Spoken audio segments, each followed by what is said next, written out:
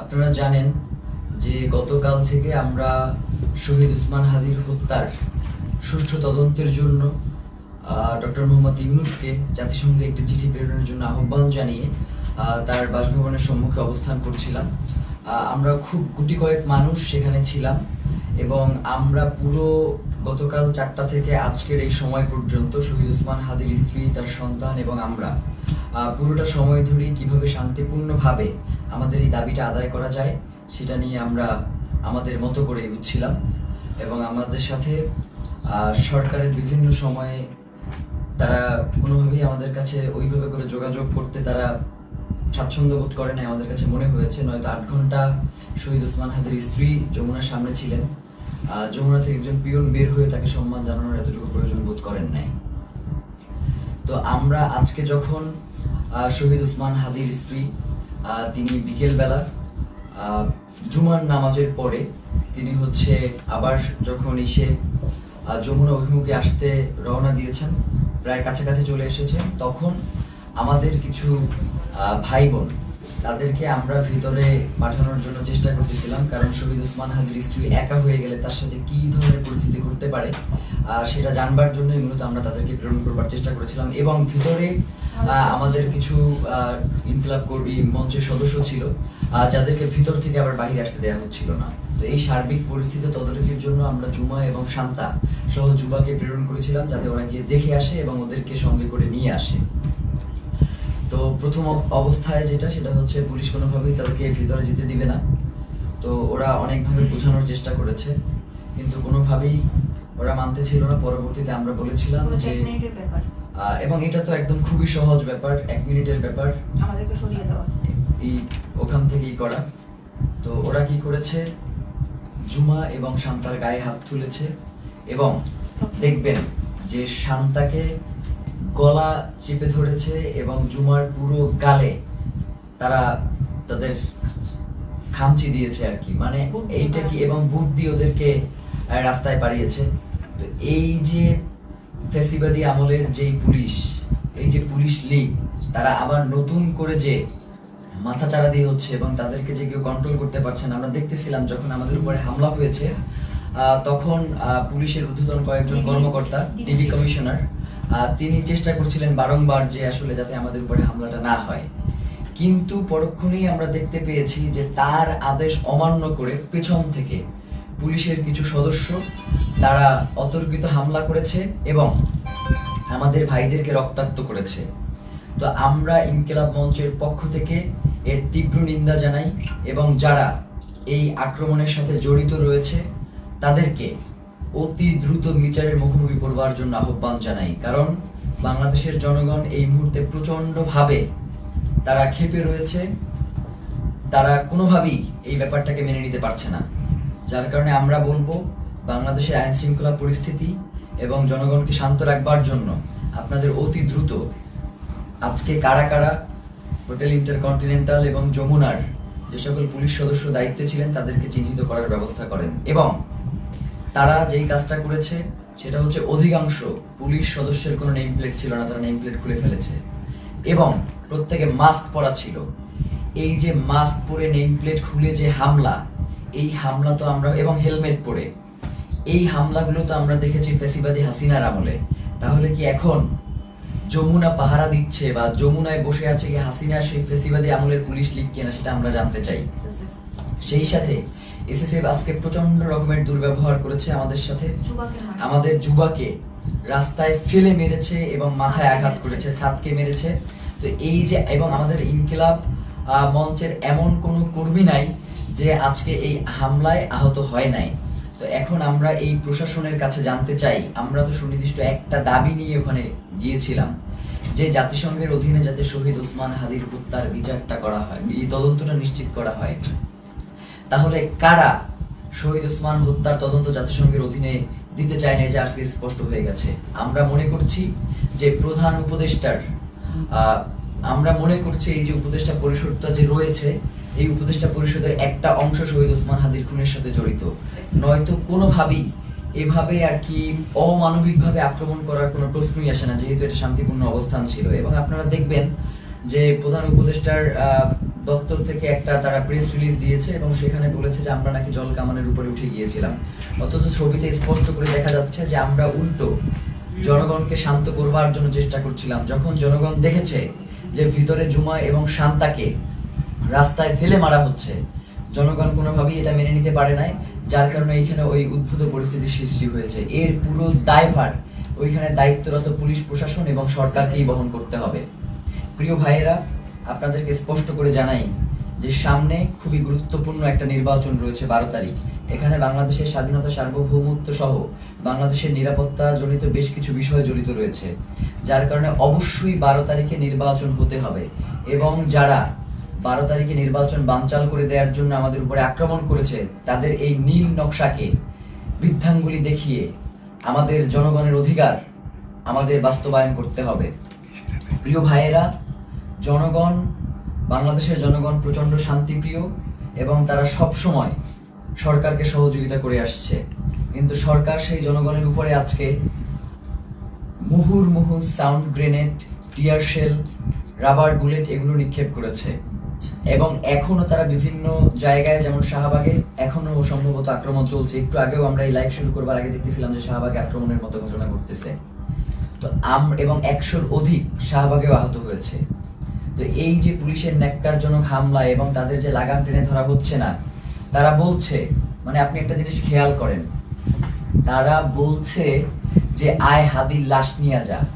মানে এইটা পুলিশের, মানে সে যদি আওয়ামী লীগ না হয়, সে যদি মানে সত্যিকার অর্থেই কোনো পুলিশ সদস্য হয়ে থাকে, তাহলে তার এই ধরনের কথা বলবার কোনো প্রশ্নই আসে না।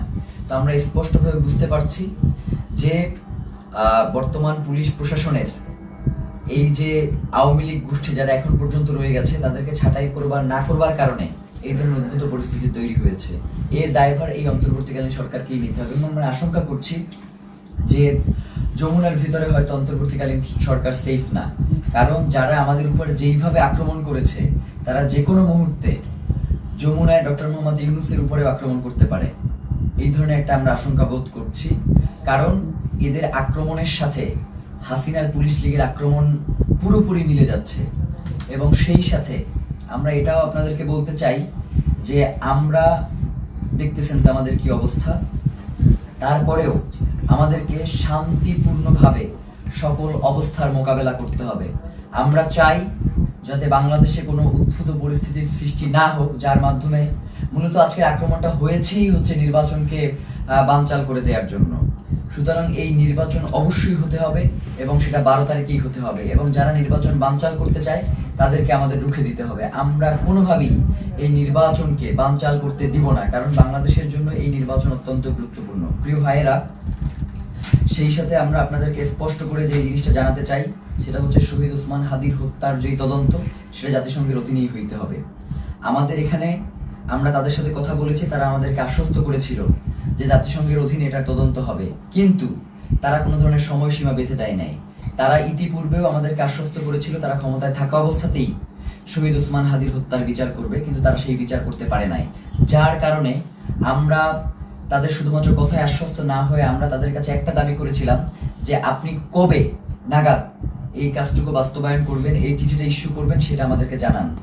এখন রাষ্ট্রের কাছে যদি আমাদের এতটুকু দাবি জানানোর অধিকার না থাকে, তাহলে তো বাংলাদেশ বলে কোনো রাষ্ট্র এই মুহূর্তে সাস্টেইন করবার কথা না। এখন তো এই রাষ্ট্র তাহলে অন্য দেশের প্রক্সি দিচ্ছে এই রাষ্ট্র কোনো না কোনোভাবে। তো প্রিয় ভাইয়েরা, আপনাদেরকে স্পষ্ট করে বলি, শহীদ ওসমান হাদির হত্যার তদন্ত জাতিসংঘের অধীনেই হইতে হবে এবং 8 তারিখে অবশ্যই এই অন্তর্বর্তীকালীন সরকারকে জাতিসংঘের কাছে চিঠি প্রেরণ করতে হবে।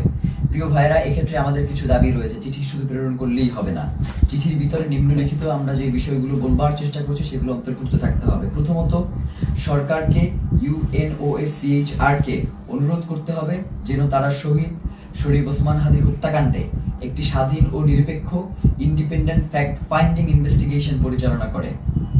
এই তদন্তের স্পষ্ট কার্যপরিধি থাকবে যাতে ঘটনার সত্যতা নির্ধারণ, দায়ী ব্যক্তি ও তাদের সহায়ক নেটওয়ার্ক শনাক্তকরণ এবং জবাবদিহিতা নিশ্চিত করে করণীয় সুপারিশ অন্তর্ভুক্ত থাকবে। সরকারকে অনুরোধ করতে হবে যেন তদন্তে শুধু সরাসরি হামলাকারীদের নয়, বরং আড়ালে থাকা পরিকল্পনা, ষড়যন্ত্র, জড়িত থাকা বা সহযোগিতা, সহায়তা প্রদান কিংবা আশ্রয় প্রশ্রয় ও চিহ্নিত করা হয়, যা হত্যাকাণ্ড ও পরবর্তী পালিয়ে যাওয়াকে সম্ভব করেছে। মূল কথা হচ্ছে, খুন যারা করেছে, খুনের পেছনে যারা পরিকল্পনা করেছে, এখন পর্যন্ত খুনিদেরকে যারা আশ্রয় প্রশ্রয় দিয়ে রাখছে, তাদেরকেও এই তদন্তের মাধ্যমে উদ্ঘাটন করে নিয়ে আসতে হবে। সরকারকে পূর্ণ সহযোগিতার এক্ষেত্রে সরকারকে পূর্ণ সহযোগিতার নিশ্চয়তা দিতে হবে। এতে প্রাসঙ্গিক প্রমাণ ও স্থানসমূহে প্রবেশাধিকার অন্তর্ভুক্ত থাকবে। একই সঙ্গে রাষ্ট্রীয় বা অরাষ্ট্রীয় কোনো পক্ষের হস্তক্ষেপ না হওয়ার নিশ্চয়তা প্রদান করতে হবে। কিছু অভিযুক্ত সন্দেহভাজন বিদেশে পালিয়ে থাকতে পারে এমন প্রতিবেদনের প্রেক্ষিতে সরকারকে OSCHR এর সহায়তা চাইতে হবে, যাতে স্ট্রাকচার্ড ক্রস বর্ডার কোঅপারেশন নিশ্চিত হয়। এর মধ্যে লিগ্যাল অ্যাসিস্ট্যান্স ও ইনফরমেশন শেয়ারিং অন্তর্ভুক্ত থাকবে, যাতে দায়ীরা জবাবদিহিতা এড়িয়ে যেতে না পারে। মূল কথা হচ্ছে, শহীদ ওসমান হাদির হত্যার তদন্ত জাতিসংঘের অধীনেই হইতে হবে এবং এই তদন্ত কাজ যাতে কোনো ধরনের বাধাগ্রস্ত না হয়, সকল ধরনের সহযোগিতা এই রাষ্ট্রের পক্ষ থেকে নিশ্চিত করতে হবে। এর বাইরে আমাদের কাছে কোনো সেকেন্ড অপশন নাই। আজকে আমাদেরকে গুলি করেছেন, কালকে প্রয়োজনে আমাদেরকে মেরে ফেলেন, কিন্তু শহীদ ওসমান হাদির হত্যার বিচার এই বাংলার জমিনে হইতেই হবে। এর বাইরে কোনো সরকারের সেকেন্ড কোনো অপশন নেওয়ার কোনো সুযোগ নাই। প্রিয় ভাইয়েরা, আপনাদেরকে বলি, এই যে আজকে আমাদের উপরে যে ন্যাক্কারজনক হামলা হয়েছে, এই ন্যাক্কারজনক হামলার পিছনে কারা রয়েছে, কারা আমাদের উপরে অতি উৎসাহী হয়ে আক্রমণ করেছে এবং আমাদের ভাই বোনদেরকে, মানে একটা মানুষকে আসলে কতটা বাড়ি দেয়া যায় লাঠি দিয়ে, আমরা এটা প্রশাসনের কাছে জানতে চাই। একজন মানুষকে আমি ভিডিওতে দেখেছি 30 থেকে 32টা বাড়ি দিয়েছে। যতক্ষণ পর্যন্ত সে ওইখান থেকে নিরাপদ দূরত্বে না যাইতে পারছে, ততক্ষণ পর্যন্ত একজনের পরে আরেকজন তাকে আঘাত করতেই ছিল। ব্যাপার যেটা করতেছে সেটা হচ্ছে, আমাদের কাছে মনে হচ্ছে যে এই প্রশাসন এখন আর অন্তর্বর্তীকালীন সরকারের কথায় চলে না। এই প্রশাসনকে কেউ নিয়ন্ত্রণ করছে। সেই নিয়ন্ত্রক কারা, সেটা বাংলাদেশের জনগণের কাছে সরকারকে জানাতে হবে। নয়তো এই সরকারের অবশ্যই দায় থেকে যাবে যে কারা জুলাই জনতার উপরে এই আক্রমণটা করলো। তারা শহীদ ওসমান হাদিকে হত্যা করতে পারে নাই। শহীদ ওসমান হাদির হত্যার বিচারের দাবি যদিও জানানো না যায়, তাহলে তো এই রাষ্ট্র সামনে ফাংশন করবে না। এবং আমরা ইতিমধ্যেই দেখতে পেয়েছি যে রাজনৈতিক দলগুলো থেকে এই আক্রমণের ঘটনার ব্যাপারে প্রচন্ড উল্লাস প্রকাশ করা হচ্ছে, আপনারা দেখেছেন। আমরা আপনাদেরকে স্পষ্ট করে জানাই, এই 12 তারিখ ভোটের মধ্য দিয়ে তাদেরকে আপনাদের একটা স্পষ্ট বার্তা জানান দেওয়ার সুযোগ রয়েছে। আপনারা 12 তারিখ তাদেরকে ভোটে পরাজিত করে ইনসাফ ও বাংলাদেশের স্বাধীনতা সার্বভৌমত্বের একটা রাষ্ট্র গড়ে তুলবেন, এমনটাই আমাদের প্রত্যাশা। এবং গণভোটে অবশ্যই আপনারা হ্যাঁ দিবেন, কারণ জুলাই সনদ বাংলাদেশের জন্য অত্যন্ত গুরুত্বপূর্ণ। এর সাথে বাংলাদেশের স্বাধীনতা সার্বভৌমত্ব, সীমান্ত, নিরাপত্তা সবকিছু জড়িয়ে আছে। যার কারণে জুলাই গণভোটে আপনাদেরকে অবশ্যই হ্যাঁ দিতে হবে এবং যারা সৎ এবং যোগ্য, তারা যে দলেরই হোক না কেন, তাদেরকে ভোট দিয়ে আপনাদেরকে ইনসাফের বাংলাদেশ প্রতিষ্ঠার জন্য ক্ষমতায় নিয়ে আসতে হবে। এবং সাধারণ জনগণকে আপনারা আহ্বান জানাই যে আপনারা 8 তারিখ পর্যন্ত একটু ধৈর্য ধারণ করুন, যেহেতু সরকারের পক্ষ থেকে স্পষ্ট বিবৃতি দেওয়া হয়েছে যে 8 তারিখে তারা জাতিসংঘের কাছে এই চিঠি ইস্যু করবে, প্রেরণ করবে। তো এবং তার আগে অবশ্যই এই চিঠি প্রেরণের আগে এই চিঠিতে তারা কি লিখেছে সেটা আমাদেরকে দেখাতে হবে। এইটা না দেখিয়ে কোনো ধরনের ছল চাতুরি মার্কার চিঠি কোনো প্রেরণ করা যাবে না এবং এটা অবশ্যই আমাদেরকে নিশ্চিত করতে হবে। প্রিয় ভাইয়েরা, বাংলাদেশের স্বাধীনতা, সার্বভৌমত্ব এবং ইনসাফের লড়াইয়ের জন্য শহীদ ওসমান হাদি শাহাদাত বরণ করেছেন।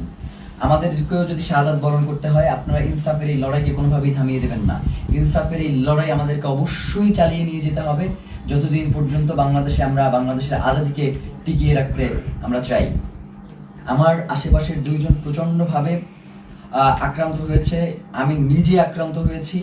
আমার এবং আমাকে এবং প্রত্যেকের মাথা টার্গেট করে, এই যে আমার পাশে সালাউদ্দিন আম্মার বসে আছে, ওকে মাথা লক্ষ্য করে গ্রেনেড নিক্ষেপ করা হয়েছে, কিন্তু আল্লাহকে বাঁচিয়ে দিয়েছে যে সেটা জায়গা মতো ওরা নিক্ষেপ করতে সক্ষম হয়নি।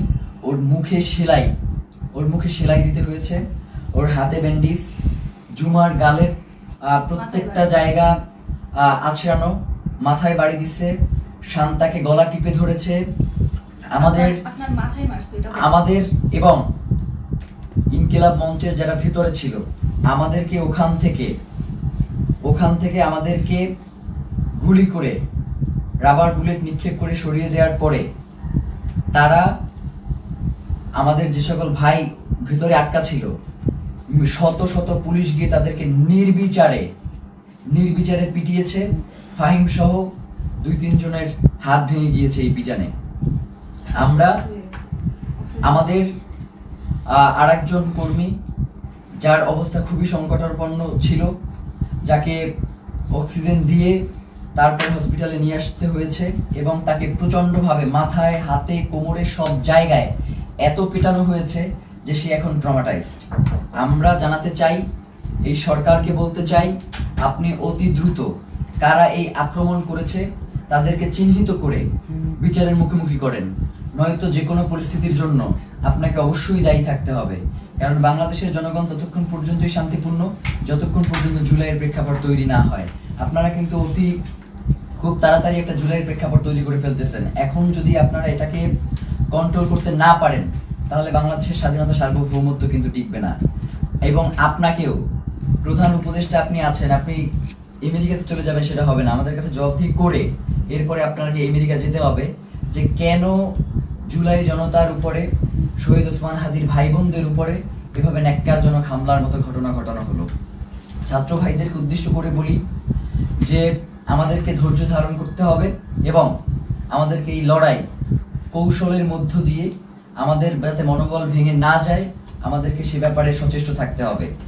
এই লড়াই তো একদিনের লড়াই না, আমাদের আজাদির লড়াই চলছে এবং আজাদির এই লড়াই চলবে। আমাদের এখন পিঠ থেকে গিয়েছে, আমাদের আসলে আর পিছনে যাওয়ার কোনো সুযোগ নাই। এখন থেকে আমাদেরকে সামনেই এগিয়ে যেতে হবে।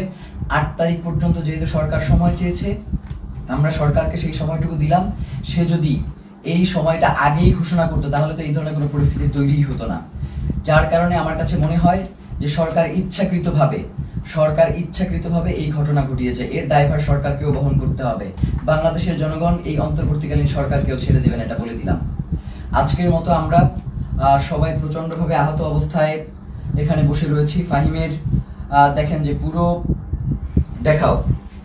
পুরো ট্রাউজারটা ওর রক্তে লাল হয়ে আছে, আমার পুরো পাজামার রক্তে লাল হয়ে আছে, ওর পুরো হাত আঙুল ভেঙে গেছে, মুখে সেলাই দেয়া, এবং এইভাবে প্রত্যেককে এমন ভাবে আক্রমণ করা হয়েছে।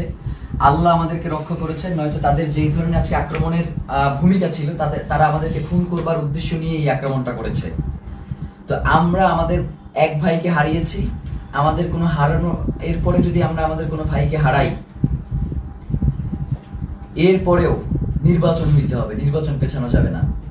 নির্বাচনের পরে যে রাজনৈতিক দল ক্ষমতায় আসবে তারা যদি এই ব্যাপারে কোনো সুষ্ঠু পদক্ষেপ না নেয়, আমরা শুধু বলি ব্যাপারটা এমন না, আমরা তাদের জীবনকে জাহান্নাম বানাই দিব বলছি, তাদের জীবনকে জাহান্নাম বানাই দেবো, এই কথা বলেই শেষ করলাম।